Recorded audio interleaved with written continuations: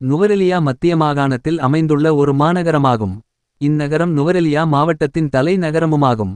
இது மத்திய மாகாணத்தின் தலை நகரமான கண்டிக்கு தெற்கே சுமார் 100 கிலோமீட்டர் தொலைவில் அமைந்துள்ளது. உயரமான மலைகளுக்கு நடுவே கடல் மட்டத்திலிருந்து 1900 மீட்டர்கள் உயரத்தில் அமைந்துள்ள இந்த நகரமே இலங்கையில் மிகவும் உயரமான இடத்தில் அமைந்துள்ள மாநகரமாகும். நுவரெலியா மாகாணம் மாவட்டம் மத்திய மாகாணம்.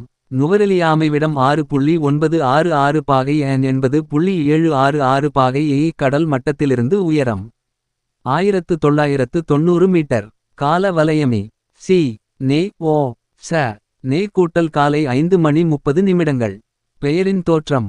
சிங்கள மொழியில் நுவர என்பது நகரம் என்பதையும் எலிய என்பது வெட்ட வெளி அல்லது ஒளியை குறிக்கும். எனவே நுவரெலியா நுவர எலிய என்பது ஒளிபொருந்திய நகரம் என்னும் பொருளை உடையது. தமிழில் இந்நகரம் நூறலை எனவும் அழைக்கப்படுவதுண்டு. சுற்றுலாத்துறை.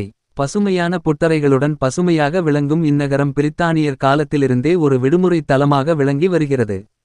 குடியேற்றவாத ஆட்சி காலத்தில் இது பெற்றிருந்த முக்கியத்துவத்துக்கான சான்றுகளாக குடியேற்றவாத கட்டிடக்கலை பாணியிலமைந்த கட்டிடங்கள் மற்றும் பல அம்சங்களை இன்றும் அங்கே காண முடியும்.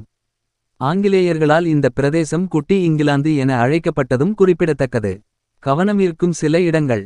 இங்குள்ள குழிப்பந்தாட்ட மைதானத்தின் முனையொன்றில் பிரித்தானிய ஆளுநர் ஒருவரின் கல்லறை தூண் உள்ளது. இவர் யானை வேட்டையில் ஆர்வமிக்கவர் என்றும் நூற்றுக்கணக்கான யானைகளை கொன்றுள்ளார் என்றும் கூறப்படுகிறது. இவர் ஆற்றிய துர்ச்செயலுக்காக ஒவ்வொரு ஆண்டும் இத்தூணை மின்னல் தாக்குவதாகவும் உள்நாட்டு கதையொன்றுள்ளது. தற்போது சுற்றுலாப் பயணிகளுக்கு இந்த இடத்திற்கு செல்ல அணுக்கம் இல்லை. இங்குள்ள ஹோலி ட்ரினிட்டி தேவாலயத்தில் உள்ள பழைய கல்லறைத் தோட்டத்தில் உள்ள கல்லறை தூண்களில் பல ஆங்கிலேயர் பெயர்கள் பொறிக்கப்பட்டுள்ளன. நுவரெலியா அண்மையில் உள்ள ஓர் அனுமன் கோவில்.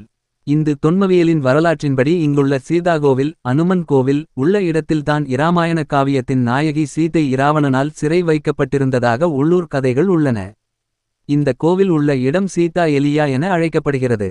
இது நுவரெலியாவிலிருந்து பதுளை செல்லும் வழியில் ஹக்கலா தாவரப் பூங்காவை எட்டுவதற்கு முன்னர் அமைந்துள்ளது. இதனையொட்டி அமைந்துள்ள இடங்கள் இராமாயணத்தின் பல வரலாற்று நிகழிடங்களாக இலங்கை சுற்றுலாத்துறையினரால் அடையாளப்படுத்தப்பட்டு இராமாயண வழித்தடம் என்ற சுற்றுலாப் பொதியை அறிமுகப்படுத்த திட்டமிடப்பட்டுள்ளது.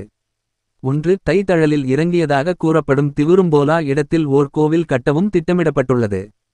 தங்களை இலங்கையின் அரச ஆசியர் சமூகம் எதிர்த்துள்ளது.